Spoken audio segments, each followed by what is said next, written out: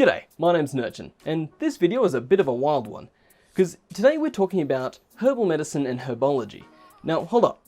You've probably got a pretty strong opinion already about whether or not nature is a panacea, or if it's a bunch of leafy nonsense. But either way, you should be skeptical. I always want my audience to be skeptical, especially when a topic like this is surrounded in misinformation. I mean, like, a lot of misinformation. But there is truth to be found. Tell me your secrets. Tell me!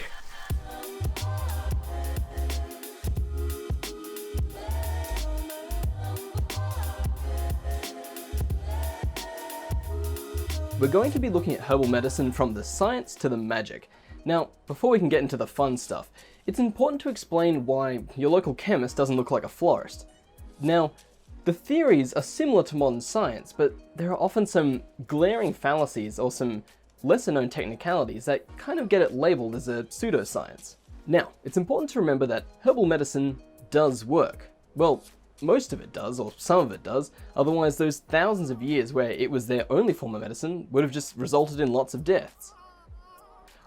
Well, it did. Like, a lot of people died. It's not perfect, but most of our understanding today with modern medicine is based on these teachings and knowledges of the past. It's just they didn't have much better. Like, you don't think the scientists from back then would have used this thing? I mean, I don't even know what that thing is, but I bet it's good. Does it play Smash Bros? I don't know, I don't care. But they didn't have this machine. They had mortar and pestle. But all that matters is getting the chemicals out of the plants.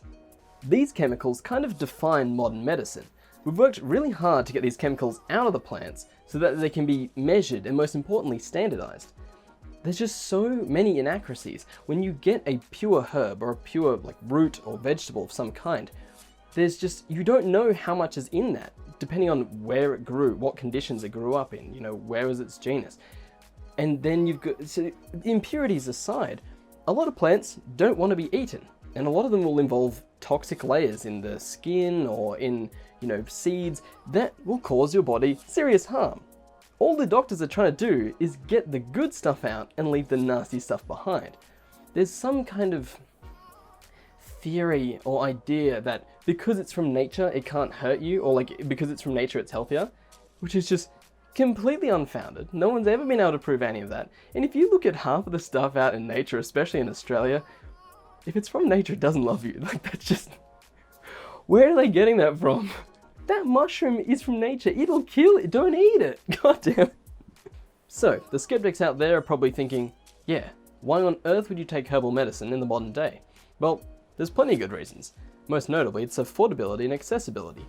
See, there are plenty of places on Earth where people are earning less than $1 per day.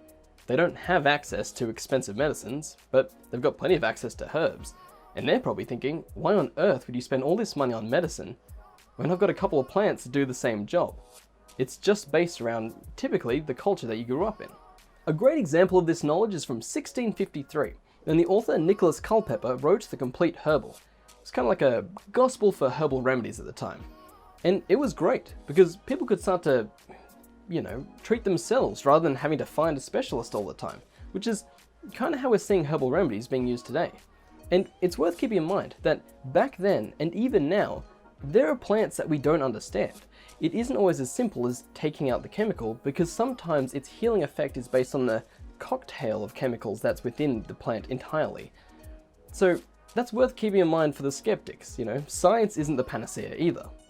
But, speaking of modern medication, this is where things can start to get dangerous, because those herbs, they have side effects, and when taken with modern medication, they can become pretty deadly. And this isn't your doctor's fault either, because when he prescribes you that medication, he doesn't expect you to go home and eat 3 kilos of garlic every morning. And if you think, well, it's from nature, so it can't be bad, or it hasn't got side effects, you're wrong. This can make things really difficult for doctors. Now, you may be thinking, I can just tell them what I've been taking. And unfortunately, sometimes you can't.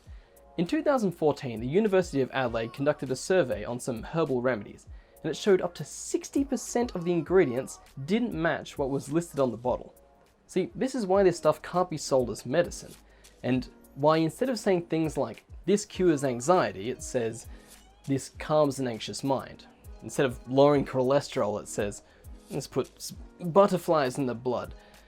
this is why the FDA also can't track it all down. It's all so poorly labeled and just kind of, it's so accessible, it's hard to legislate, which is why a lot of people consider it pseudoscience. Does that make sense? Probably. Maybe. I want butterflies in my blood. I want to clarify, there are plenty of complementary alternative medicines that do work.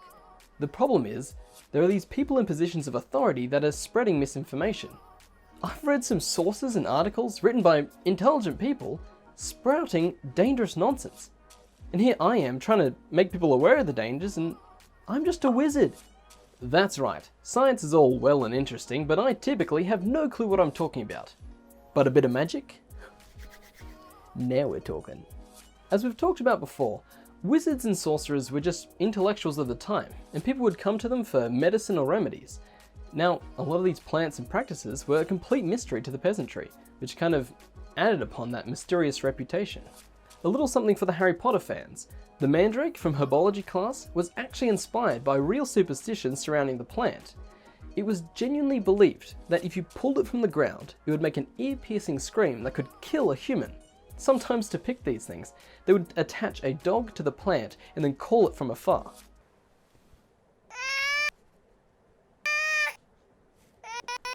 And guess what? The plant is dangerous. It's crazy toxic. Think how that would have been perceived. I know this plant is lethal, and old mate Merlin here is rubbing it all over my skin. And what did it do?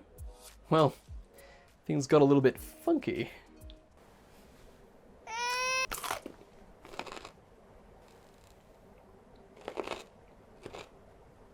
I can still hear the screaming. A lot of plants used by witches and wizards were thought to have had a hallucinogenic effect. Considering how terrible life must have been in the Middle Ages, I can definitely understand how tripping out in a hut full of plants may have made you feel better. Only in theory. But most of the plants they used would have been more traditionally medicinal. Stuff we still see today, like St. John's wort to alleviate depression. And the application would have been similar too, either eaten or applied like a balm or a salve, or even drank as some kind of herbal tea or a potion. Oh yes. What are now called tinctures or elixirs, these concoctions are alcoholic extracts of the plant. While not always alcohol, typically they use ethanol, and these concoctions can reach between 25 to 90% ethanol. Now, I prefer my tinctures about 40% and plants such as juniper berries and botanicals. I mean, they just call that gin, but hey, it makes me feel better. Back then, a tincture of willow bark would have produced a medicine similar to the modern aspirin. So they were actually administering medicine, besides getting stoned and drunk in the middle of the forest. Man, us wizards are hard workers. So, in conclusion, yes, herbal medicine can work, but there are risks involved, especially when combining it with modern medicine.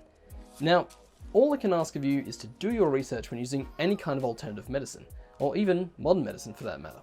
Now, both these types of medicine are still sourced from naturally occurring substances. That little mandrake from before is currently being researched to create a preventative to cancer. This is why preserving nature is so important, and why I've made this video in support of Team Trees.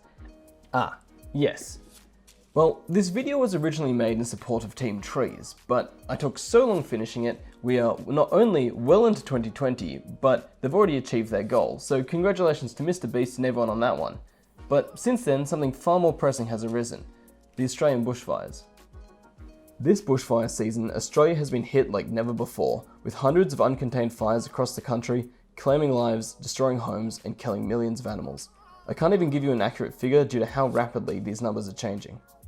In the description down below, there are links and information for those who are able to donate, and my undying gratitude goes out to everyone who's done what they can to help protect our country. This one's to you.